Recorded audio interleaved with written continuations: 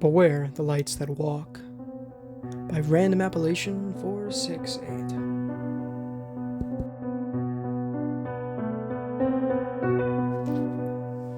The fact that I'm posting this should be an indication of just how bad the situation is.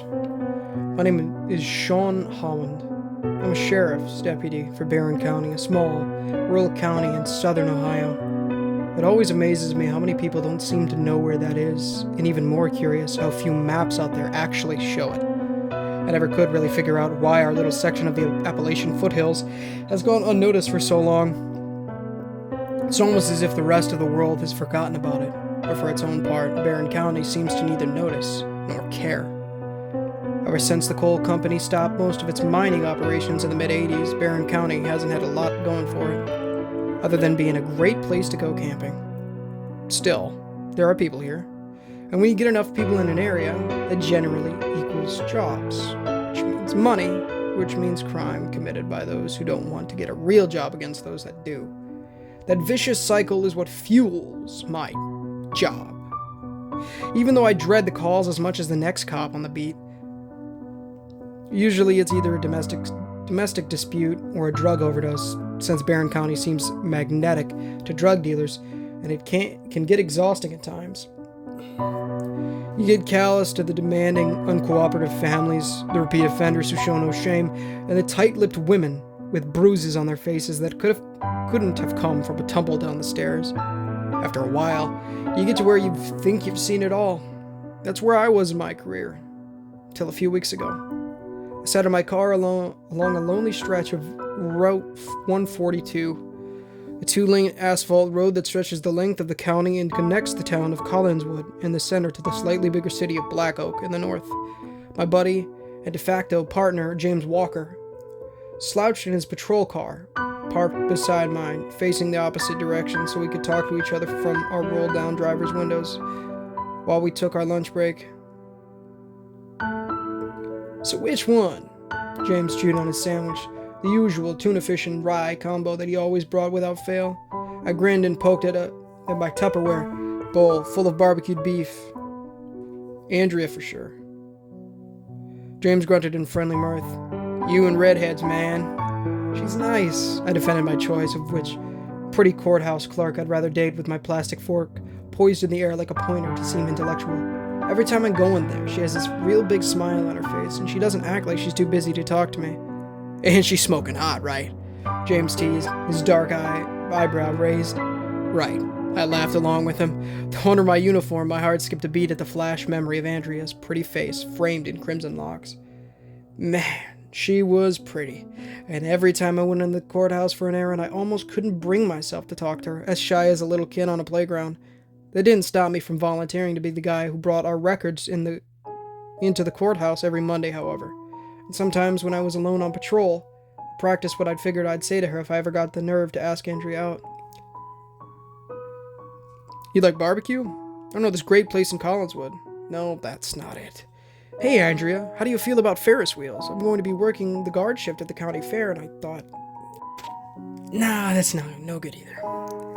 James shifted in his driver's seat and whipped his fingers on a napkin. "I'm still gonna go with Tracy. She's got spice to her, and man, could she fill out that skirt." Rolling my eyes at my friend's fascination with the blonde from the second floor who wore everything as tight as she could get it, and winked at every guy who noticed, I took a sip from my Coke. You know, she's probably slept with, like, half the... "Base to Unit 14. I jumped and my radio crackled to life at the sound of our dispatcher's voice. James' goofy grin faded and all thoughts of pretty women left my mind. The smell of my barbecued lunch now turned my stomach, and I forced myself to take a deep breath. Here we go. With clammy fingers, I reached for my shoulder mic to click the black talking button down. "Base, this is Unit 14. Send your traffic." A few moments passed, and I prayed that it was something minor. A raccoon in the school trash cans, a branch down across the nursing home driveway, or old Miss Phillips calling to complain about the neighbor's dog barking too loud for the 8th time this week. "Unit 14, responded to a distress call from a campsite at 1849 Bethesda Ridge Road. Reports of possible child abduction. At least one civilian is missing. A night ranger from New Wilderness is already on site. Link up with him and proceed with caution." "Unit 14 copies all. Moving to respond." Pushing the lid back out of my half-finished lunch, I tossed the container in my passenger seat and put my car into drive. Base, this is Unit 13. James clicked his mic and threw me a nod from his car. I'm nearby, moving in as backup. How copy? I frowned and shook my head, the blood cold in my veins. You don't have to do this. But my partner just let slide a small, knowing half-smile and nodded. Yes, I do. Unit 13, this is Base. Solid copy on all. Showing you and Unit 14 dispatch at 2348. Flicking my lights on, I threw James one last look, and together we swung our patrol cars around to pull onto the long dark road. My guts twisted, the shadowy landscape flying by, and I cursed under my breath despite the drug problems and domestic abuse issues. Barron County was quiet, rustic, and even nice in some places. Most of the normal people were salt-of-the-earth types, and even though I wasn't a church-going man, I could appreciate the idea of a guy in the sky helping keep people from getting too rambunctious. People down here didn't riot when we arrested some dopehead for beating his wife. They didn't throw bricks at my car in the name of some pseudo-revolution started on Twitter, and the kids all smiled and waved when we drove by in town. We got treated like human beings for the most part, and rarely did we have to respond to anything other than an overdose or a husband-wife screaming match that woke up half the neighborhood. But New Wilderness was different. Brownstones ground under the tires of my squad car, and I swerved around countless potholes, the blood pumping in my veins. Barron's County government had rolled out a modest, but rather successful road repair program a few years back, yet none of the crews ever seemed to make it down to the claustrophobic dirt roads surrounding the New Wilderness Wild Reserve. With 12,000 acres of mixed woods and grassland partially fenced in to house endangered species, it bordered a colossal 70,000 acres of forested recreational ground still owned by the coal industry, making it the most rural and picturesque place in all of Barron County. Still, the park seemed to garner very little sympathy or attention from local authorities, almost as if they hoped it would slide off the map, which I found odd since New Wilderness brought in a fair amount of business from big city tourists. Unfortunately, the only memory I had of the place was of long hours trampling through wet, creaking trees with the canine unit from our neighboring county. Focus. I shut my eyes just for a moment, trying to force the memories out of my head. Still, I could see her. The girl they'd brought in all those months ago, covered in cuts and bruises, wearing someone else's clothes, her sky blue eyes wild as a cornered animal. I hadn't been ready for that night. None of us had. It's not gonna be like last time. Drifting into one of the many campsites that dotted the vast expanse of recreational land, I spotted a big red pickup truck parked next to an expensive-looking white camper trailer. A black SUV squatted about 20 feet away, and I recognized the insignia of the New Wilderness Night Rangers immediately. After everything from last October, how could I not? He didn't do it. I swear, it was the road. It was the road. You have to believe me. The voice echoed in my mind. The girl's sobs still as clear as the night her father had brought her into the station, soaking wet with black, smeary handprints all over her clothes. Stop, I muttered to myself, despite desperate to forget the horrid past. It's over. It's not the same thing. Instead, I waited until James pulled up next to me, clicked my shoulder mic. Base, this is Unit 14. I'm on site with 13, but the place looks deserted. I repeat, I don't see anyone on site. Making my first approach at 0006. How copy? In the bright aura of my squad car's lights, I searched for a sign of movement, for someone hiding behind the camper, or perhaps looking through the closed blinds, but saw nothing. A small nagging suspicion flared to life in the back of my mind, the ice under my skin telling me that something about this situation was very, very wrong. Unit 14, this is Base. Solid copy on the first approach. We got Units 12 and 11 on standby. If you need more backup, keep us posted. Base out. Swallowed the dry, sour-tasting lump in my throat and pushed my car door open.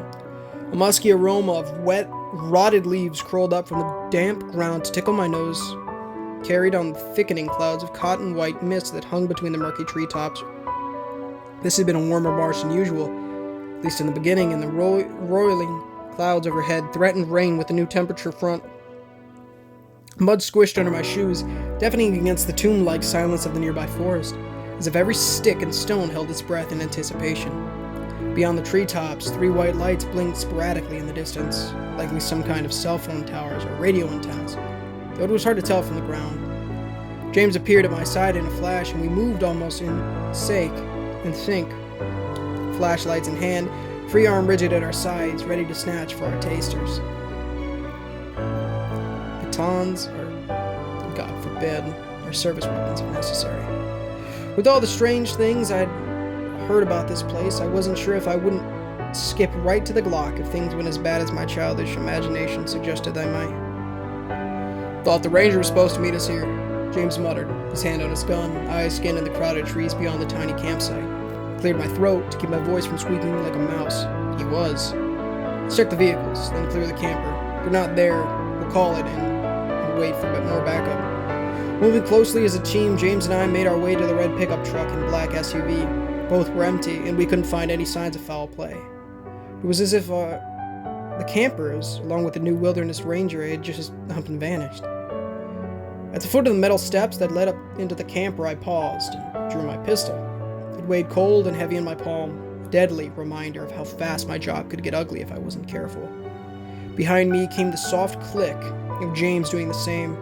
His hand gripped my shoulder in a silent signal that he was ready to follow me in. I wrapped my pale knuckles around the cool fiberglass door of the camper, short and fast. Hello? Sheriff's office. We got a call about a disturbance?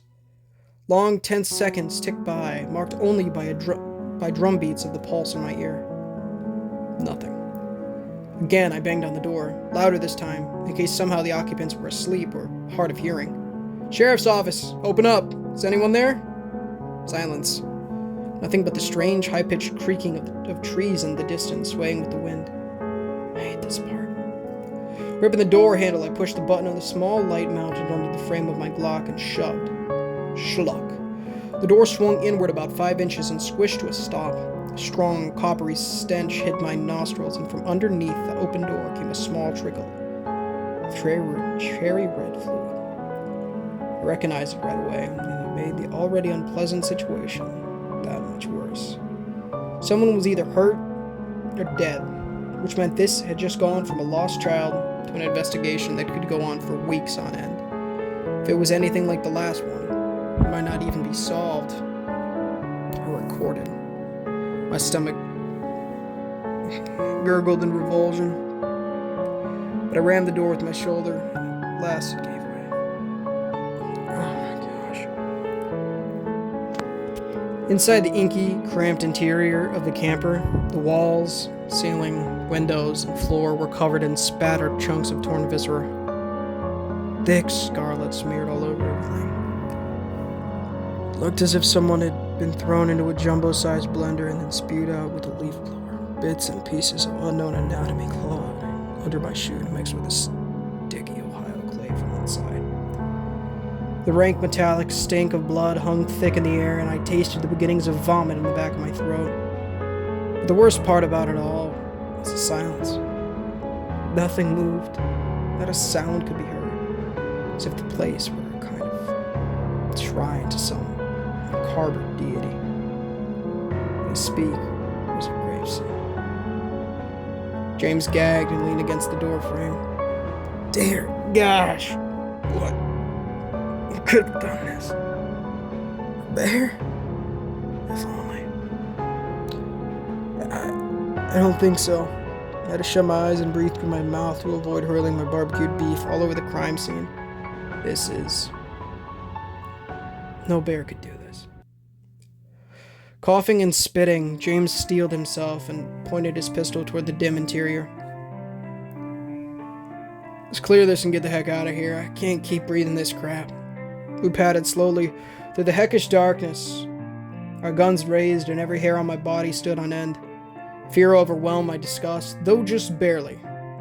And as I moved through a small alcove in a narrow living/kitchen area, my guts twisted into a hard knot. You seeing this? I choked down a foul gulp of air and shone my weapon light at the left side wall. In the living area, a couch lined one wall. Across from the small, compact range and mini fridge with some wooden cabinets over them.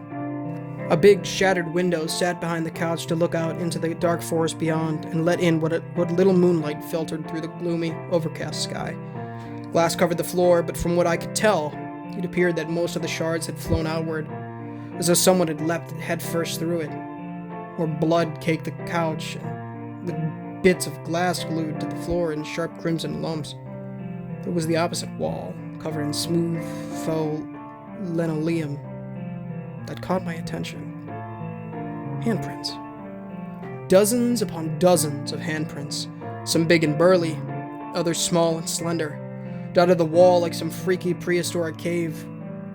Rivulets of red still trickled down from the prints, as if whoever had made them had just gone, scuttling off into the night right before we pulled in. But they weren't the desperate claw marks of something being attacked, dragged. These were purposeful, almost childlike in their placement, and from the various sizes, I realized that it had been more than one person. In the middle of all the prints, as if framed by them in sacred reverence, were 4 words. Look for the lights. James. I met his wide-eyed stare, the pistol trembling in my hand. Call for backup. Call the sheriff. Get everyone out here now. He bobbed his head and reached for his shoulder, mounted a radio mic. Base, this is Unit 13, requesting immediate backup. Static grated in the little plastic squeaker. Base, this is Unit 13, do you copy? My heart pounded as I realized that I couldn't hear him over my radio. That I didn't hear his radio crackle or click. I tried mine. Clicked the talking button over and over, even turning the dials to try and reset it. Nothing. It's dead, I breathed, too scared to feel sick about all the gore I stood in. My brain raced with terrified confusion. How? James pounded his fist against the radio on his belt in desperate frustration. I charged it. It was on full power. We're not out of range. We can't be. Why didn't you call the police? The sheriff's harsh accusations cut through my mind, and I saw him standing across a narrow table from the girl with auburn hair, who had tears in her eyes. We couldn't. There was no way, no service, nothing. Why won't you listen? Glancing down at the lifeless radio in my pale hand, I shook my head to clear the guilty memories away. We have to go. Get back to the cars, get on the horn, and call somebody. This is bad, man. Real bad. James moved for the door, and I followed so close behind that I almost bumped into him when he lurched to a stop. What the? He backed up against one gore-encrusted wall in shock. I turned my head to follow his gaze out a small window to our left. Unlike the big living area window, this one was intact. And through its hazy glass, I could just discern a white ball of light bobbing in between the trees. It looked just like the cell phone antenna lights I'd seen dotting the horizon, but this one moved up and down, swinging side to side through the trees, reminding me of the reflections of cow eyes when a flashlight is shone on them in the dark. The orb didn't move like a shooting star, and I knew that it was far too low to be an airplane. Now, something about that erotic, almost hypnotic jerk seemed organic, like some gargantuan firefly that had at last ripped free of its prehistoric cocoon. In the distance, a faint screeching sound followed closely by a dull thudding echoed in a mechanical chorus. I took a step closer to the window, drawn in with moth-like wonder to the ethereal glow. With those footsteps. Without warning, a greasy chunk of viscera slid under my shoe and I tripped. The flashlight flew from my hands and rocketed into the floor with a deafening clack that sent chills down my spine. Boing! A clamor, like a strange electro-synth foghorn, tore through the air, and the camper was bathed in a blinding cascade of white light. Somewhere outside the camper, trees snapped, underbrush crashed, and the screech-thumping noises grew rapidly closer. Dull tremors slithered through the ground, up my legs and into my chest, growing more intense by the second as whatever was outside drew nearer. No longer fascinated, I whimpered in childish fear and crouched behind the window, too afraid to look out into the source of the beam. A small part of my brain told me the thing outside was hunting us, like a wolf with cornered rabbits, and we'd walked right into its lair. Whatever it was, it had to know where we were, and this broken horrorscape of a camper was no defense. We had only one choice, to run out and make our way for our patrol cars, or stay. Ended up smeared all over the walls. As if reading my mind, James darted to the steps of the trailer, and together we hurtled into the night, guns raised. Trees crunched, branches snapped, and the mucky ground shook beneath my feet. Round beams of lights probed the ground around me, like searchlights trying to find an escaped convict. Cold mud spattered at the back of my uniform trousers, and my lungs burned with the damp night air. Crash. Behind me, the camper let out a defeated squeal and collapsed under the weight of something massive, its fiberglass exterior shattering with ease. The red pickup truck groaned with a shriek of rending metal, and its panic alarm blared to life, only to be silenced moments later by another vicious thud. It was right behind us, so close I could almost see it in the corner of my eyes, a sharp, jerky shadow that crawled out of the dark like an angular nightmare. "Base, come in, we need..." James' desperate plea cut out, and I turned to see him snag his shoe on a rock, and down he went. Panicked, I threw myself back toward him, but a wall of light hit me full in the face from directly overhead. On instinct, I looked up. Blinding white light poured into my eyes, and a harsh, high-pitched static filled my ears. My legs slammed to a stop, every muscle in my body frozen as if paralyzed by some unseen hand. I couldn't think, couldn't move, and my breath barely trickled in and out of my chest. Deep inside my skull, I watched helplessly as my memories were pried open, like someone crawled in through my ears and started to rummage through the folds of my brain. Once more, I saw the auburn-haired girl who had been found just outside New Wilderness last October, almost 12 miles from her abandoned car, dressed in someone else's clothes and raving about a monster killing her friend. I noted the looks of annoyance on the sheriff's face when she refused to admit that the guy she'd been with had accosted her, instead claiming it had been some dark, mysterious road that had led her astray. I cringed at the detectives berating her, trying to accuse her, before dismissing her the more she insisted on her bizarre tale. Lastly, I watched the girl turn to catch my eyes as she was escorted out of the station for the last time, and caught her desperate and silent plea for someone to believe her. I hadn't. No one had. Yet when the detectives threw the case out, and files went missing, and the sheriff threatened to fire anyone who talked to the media about it, I knew it had been wrong. The girl didn't deserve to be treated that way. With each question I asked, the more hostile the department had become, and I became convinced that she'd been onto something. Something that the sheriff knew about, and the detectives were afraid of. Something hiding in the forest of the New Wilderness Wildlife Reserve. Now you see. My head pivoted almost as if someone turned it for me, and I blinked at 4 people who approached me. Out of the light, a man, woman, and young boy, all with outdoor clothes that a family of campers might wear, smiled alongside an older man in his mid-40s, dressed in the black polo shirt of the New Wilderness Night Rangers. They all seemed so happy, so carefree, and beamed at me with contagious joy. That is perfection. The ranger, whose name tag read Daniel, made a bright white grin.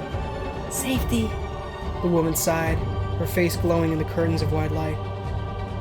Peace, the man next to her echoed, his arms around the woman and little boy.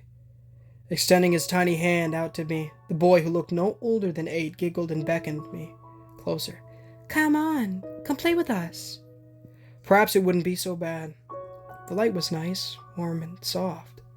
I started to forget about the mysterious girl, the sheriff, and my job. What was my job?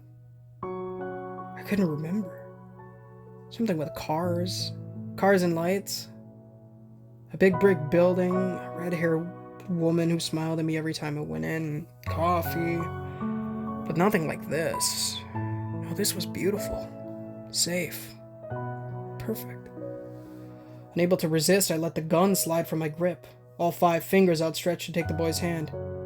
Bang! A gunshot split the air, the light flickering between brilliant white and abyssal black. The 4 people in front of me screamed, their faces contorted into hateful glares of rage, eyes dark as night, and rivulets of ebony sludge spilled down their chins. Pain flared through my head, and I stumbled backward, clamping both hands to my eyes. Horrible aching sensation, like I'd been staring at the sun, seared my vision and throbbed in my temples. Hands groped at my arms, clothes, and face, trying to pull me backward toward them, but someone else jerked me backward, by the pull strap on my ballistic vest, dragging me out of the light. Shots fired! Shots fired! A voice screamed over a radio that didn't respond, and my heels dug backwards furrows into thick, gooey mud. Through half-blind, bleary eyes, I watched the world around me jolt by. My limbs went numb. I had to focus hard, just to suck a breath in and out of my chest, and my brain ached inside my skull. Orbs of light bobbed in the trees all around us, and more smashing through the forest, like a swarm of bright white circles coming in to feed.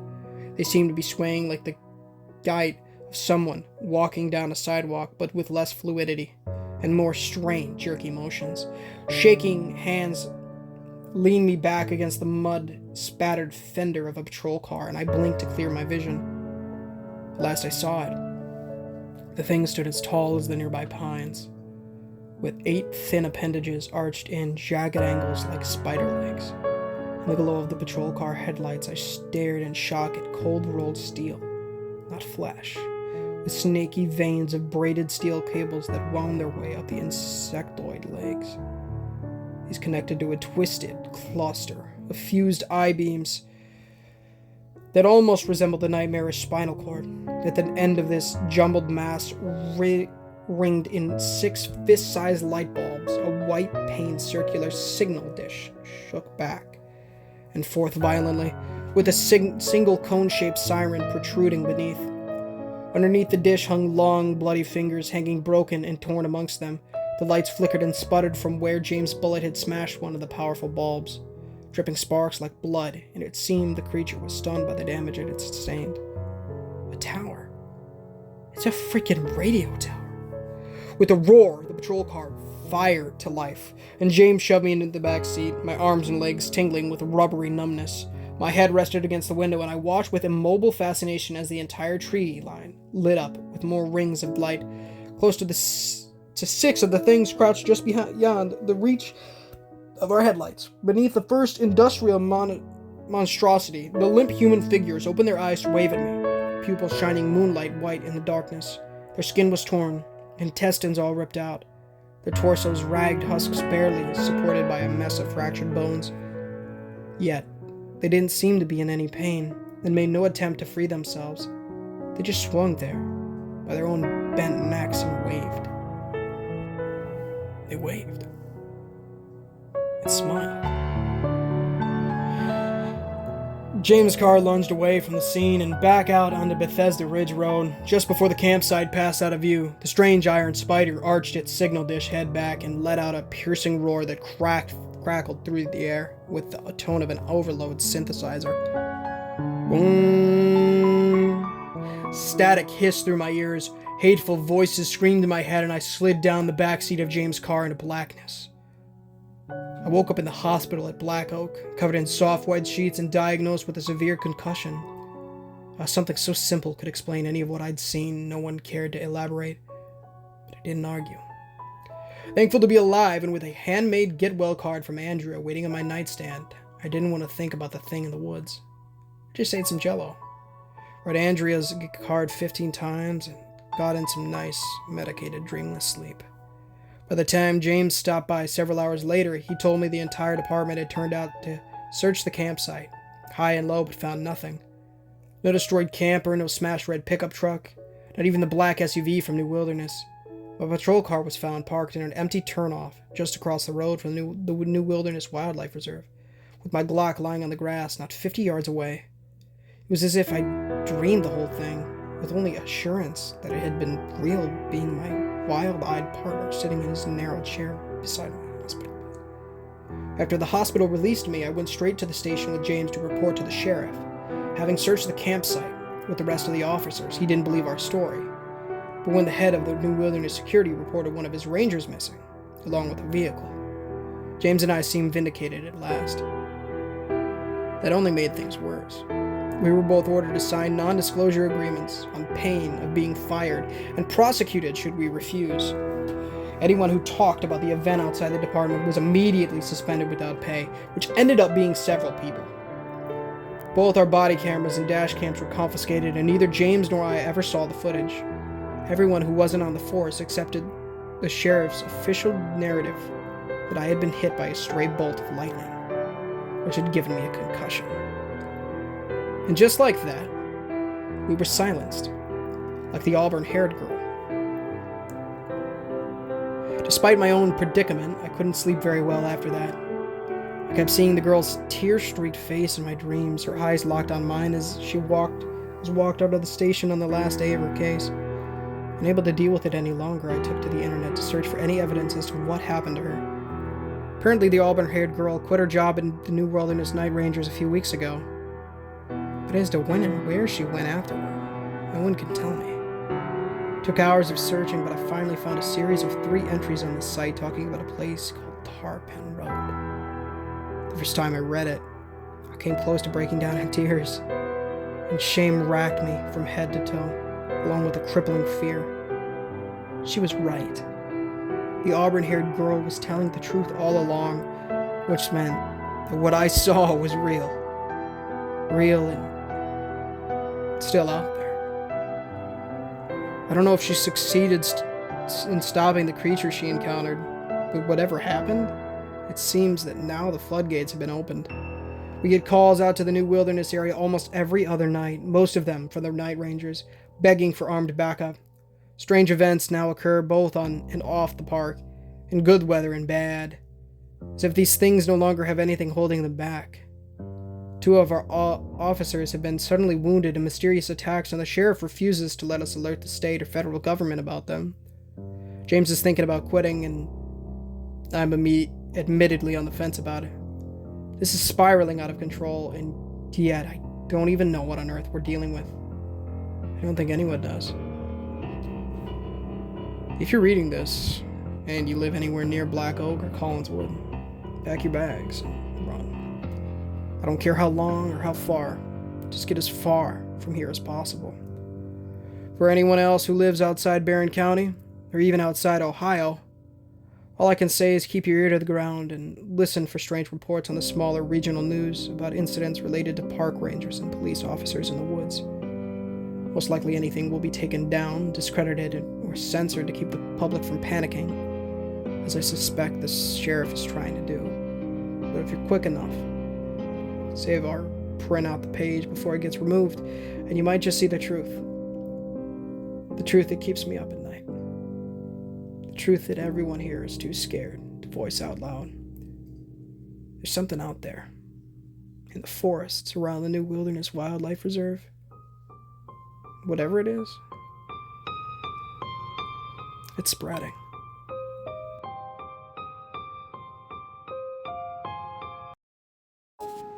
Hey guys, thank you so much for enjoying today's story.